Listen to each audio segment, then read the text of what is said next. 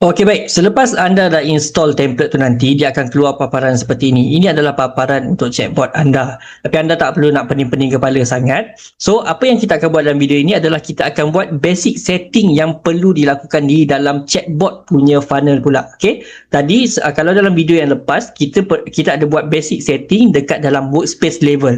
Tapi yang ini adalah basic setting yang ada dekat dalam kita punya chatbot. Okey, so pergi je ke bahagian setting, okey, setting, kemudian dekat bahagian general ni anda tukarkan bot user limit kepada 900. Okey, tukarkan, savekan saja dulu, nanti saya akan explain lah dalam video yang akan datang pula secara lebih detail. Sekarang follow saja dahulu. So kemudian lepas dekat general dah settle, yang ini saja.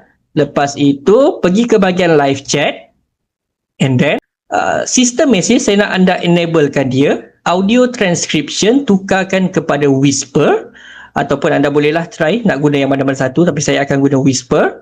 Kemudian dekat bahagian bawah, scroll ke bawah lagi sampai ke live chat integration, pergi kepada mobile app. Lepas tu klik pada button save, and then bawah ni tak ada apa, kita tak gunakan je. So itu adalah basic setting yang perlu anda buat dekat dalam anda punya chatbot. Kemudian apa yang anda perlu lakukan adalah pergi ke bahagian content saja. Content, bot field. So dekat bahagian bot field ni nanti dia akan keluar macam ni. Klik je dekat dalam folder ni.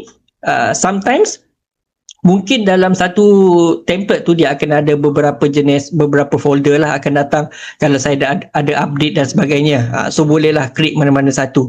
So itu nanti saya akan terangkan spesifik dalam playlist untuk certain template tersebut. Okay, so klik saja kat sini. Kemudian kat sinilah yang anda akan tuning ataupun masukkan produk info anda dan sebagainya. Okay, so itu nanti tengok dalam video.